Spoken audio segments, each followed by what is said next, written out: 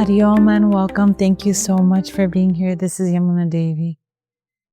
Before I experienced grief and loss, I always tried to study it, to understand it, read books about it, watch videos about it, to find better ways to support and help my clients understand what they're going through so that I can be support for them. But it was not until I experienced loss and processed and went through grief that I understood the experience of that pain and suffering of loss. Grief is something that cannot be studied, cannot be explained. Even if you intellectually try to read the psychology, the stages behind grief, the stages and feelings behind loss, you'll never understand it until you experience it. And that is one of the greatest lessons that I learned. I learned to understand compassion, how to take my time and process emotions that come up through the process of grief. Grieving will always be there. There will be waves of grief. And when you lose someone you love, that person is irreplaceable. Could be even a pet. Irreplaceable. The feeling, the memories will always be there. The experience will always be there. The love for that being that has been lost will always be there, will always remain. It is not something you can push away. It is only processed. Emotions, memories to be processed. And I think one of the most important things is to be compassionate with yourself through this process and to understand that even if the world continues running, that it's okay for yourself to pause. It's okay to give yourself that permission to pause, to just be. There's no need to rush. And it's okay to not feel okay. It's simply one day at a time. That is what I told myself. One day at a time. That was my greatest strength, because people will always ask you about your loss and how you're feeling. And the truth is, of course, maybe they do want to hear about it, but sometimes you're not ready to talk about it or feel comfortable talking about it or are prepared to talk about it, and that's okay too.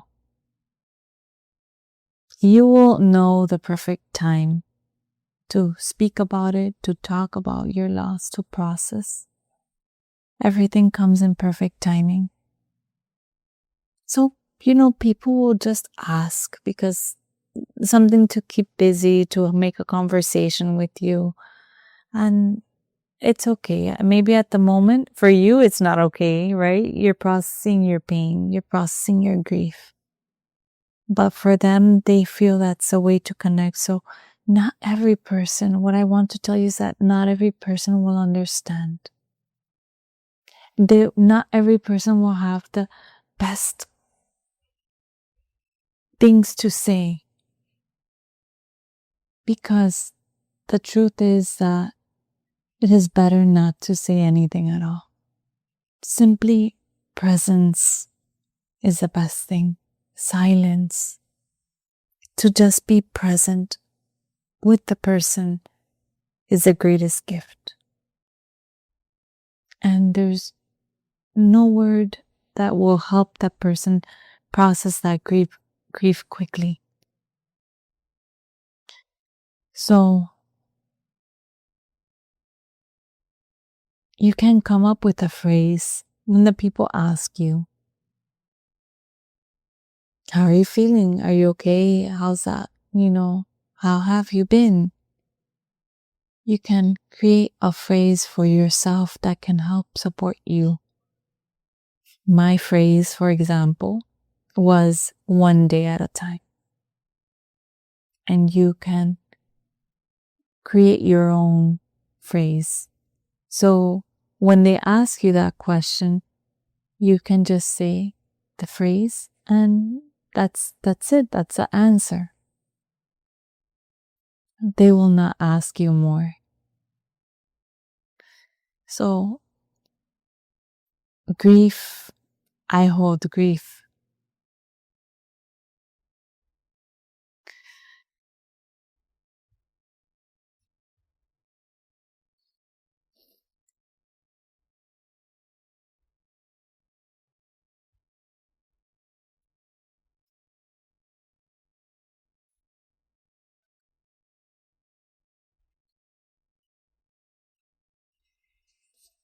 You see, this happens and that's okay.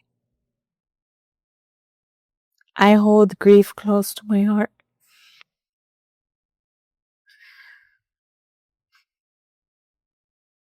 Because when you lose someone you love, you just carry that love and loss with you. Your life changes. And loss is a part of life. I'm not telling you anything that will fix your pain or help you feel better. But I do feel that I need to come and talk to you about this because it's very important. No one talks about it. No one talks about grief. People just brush it off, continue their life, pretending everything is okay, smiling, but they're hurt inside. And I feel this is really important. To be compassionate with yourself and others who are grieving. To just hold space. Hold space for yourself if you're the person that's grieving. To be silent. Things that can help support you. These are some things that supported me. Journaling. What I feel. Any emotion you feel, you can write them down.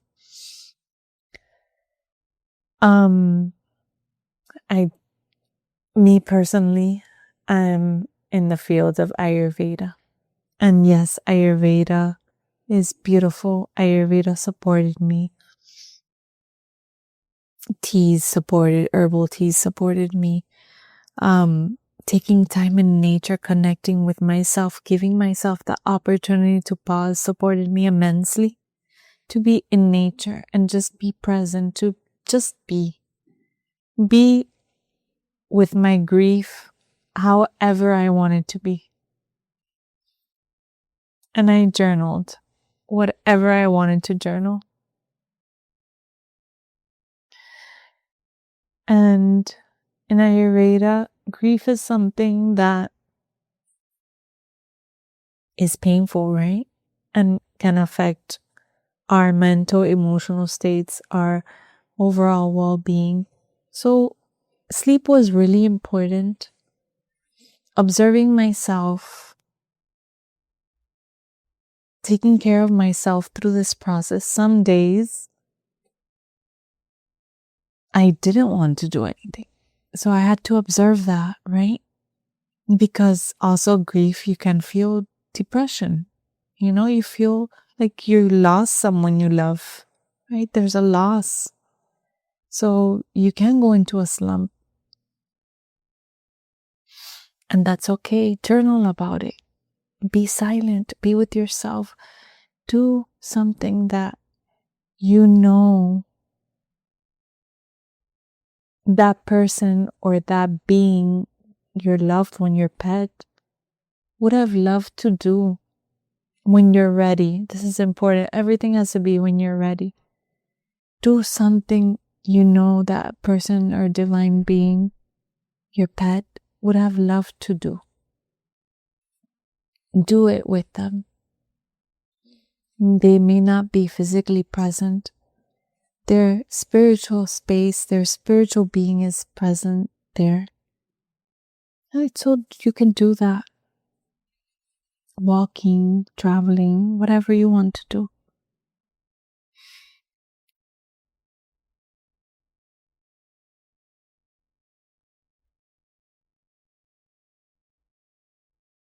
I used all the healing tools that felt comfortable for me, that made me happy, even in that space. Even in that space, you feel that there's no happiness, that there's no joy. But you can do what feels right for you. I used a lot of stones. They supported me a lot. Just holding them, having the stones present with me, carrying the stones. I'm trying to remember, what helped me a lot. The stones were very, very special for me. And just taking care of me at my pace. Because again, at that space, it's painful. You feel like you don't want to take care of yourself. Like, who cares? Like, why am I going to do this? But you will notice that the things you love, you will start incorporating, and that will help support you in the way that you need. A lot of silence, a lot of processing, taking that space to be present. And just know that you never lost that person or your pet, your loved one. Pets are so loving, they're part of your family. So you never lost them. They just transformed. They transitioned from this physical plane to a spiritual plane.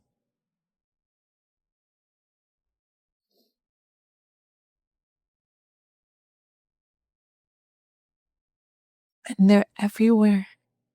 They're not bound to just the physical body. They are everywhere.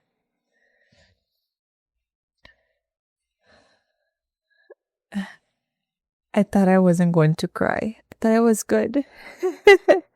But that's okay. That's part of my process too. And talking about it, it's okay. I receive it with love. I receive my emotions with love. And I want you to receive your emotions with love. Because to bury your emotion is worse. It's harder. You will carry that pain longer, deeper. You will not be able to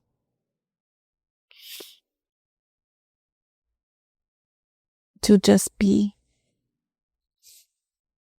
to be happy, to be joyful. And I know now may not be a space to, if you're processing some loss, now is not the space you will, to feel joyful. And it's okay. But there will be moments of joy within your day. And as you travel through those waves, embrace every moment of it. Embrace the pain. Embrace the joy. you will see it comes different in different ways. And in different moments, little things might remind you. They may bring joy, they may bring sadness, because you are attached. There's an attachment to that being. There's that love, but love never dissolves. That love is always there. That love carries you.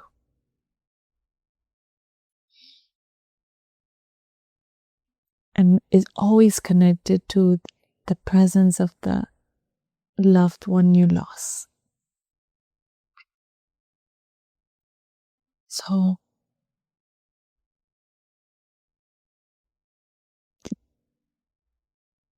just be present. Just be with yourself. There's no rush. If you're in a period of loss right now, grieving, there's no rush. And I want you to choose to pace yourself, to be patient with yourself, and never compare your loss to someone's loss. People will do that. No, people will do that, and that will be hurtful. But they're trying to find the right words to help support you, and may not be the right words, right? Because we don't need words to process grief. You only need presence and compassion. There are no words that can help you feel better. Only your presence. Only the compassion that others give. Their presence. No words are needed.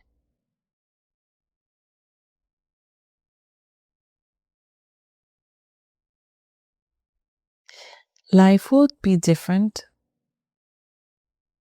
You know, sometimes I look at older photos of me and I look at photos now and I feel transformed. My face looks different. I look different. I feel I've shifted. Not in a negative way, in a positive way. Because now I have a different experience that I've learned from, I've accepted, and now I understand what loss and grief are. Now I understand, because I've had the experience, the direct experience, I understand what people are going through when they're processing this too. So take a little time for yourself, breathe. You can lie down, you can walk, journal. Do what makes you feel good. Do what makes you feel good.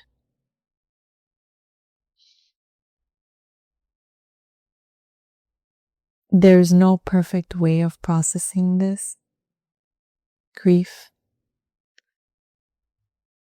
Grief just comes and this is strange, right? It's so strange. Like when you think about this, like I'm visualizing a door and grief knocks and and comes to my house. And grief just knocks and you receive grief how you can. And you start making friends with grief.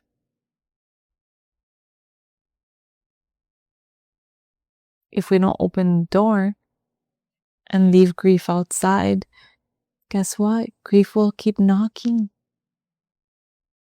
and say, you're ignoring me.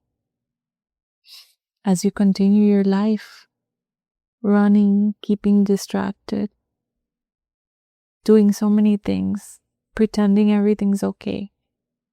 Because the world and everyone wants to see you okay. Everyone wants to feel okay.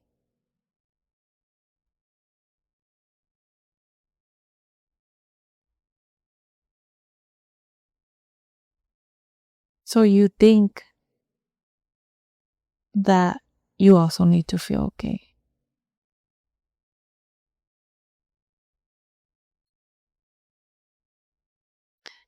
So allow grief in, open the door, sit with grief, have some tea, talk with grief. Take your time as much as you need. There's no rush. There's no certain timeline. I don't believe in that. You know? I understand, yes, psychology says you need 2 years to process. If you have not overcome grief 2 years ago, you're not doing well.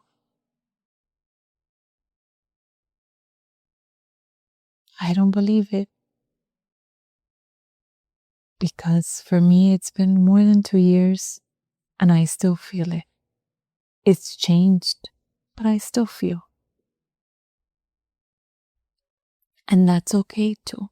And I'm going to embrace that too. Every feeling, I'm going to embrace it. There's no timeline. And just take your time. Don't rush. Journal. Talk. Talk to a tree. If you feel comfortable, talk to your cats, your pets, your dogs. It's okay. They're very supportive and understanding. They know. And take your time.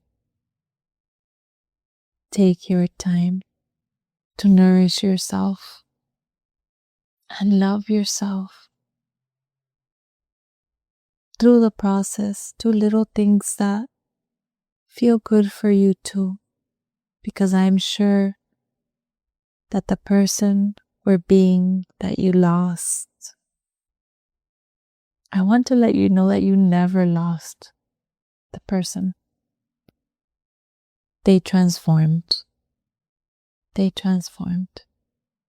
They're divine souls now. They're divine souls. They're in a divine plane. And they want to see you doing well. They want to make sure that you're okay, that you're happy. So take your time to rest, journal, time to process, walk in nature, connect in nature, and be with yourself. Listen to your emotions, embrace them. If you need to cry, cry. These emotions, it's a blessing to be human because the emotions are telling us what is happening within us and they are being released. We are allowing them to let them be. And that is the way we process. We process emotions. So I sit with you in silence,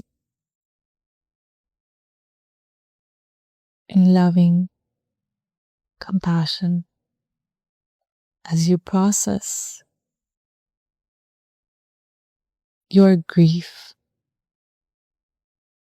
your loss. You are not alone. That is what I want to tell you. And that it's okay to not be okay. Just remember, one day at a time, nothing else. One day at a time.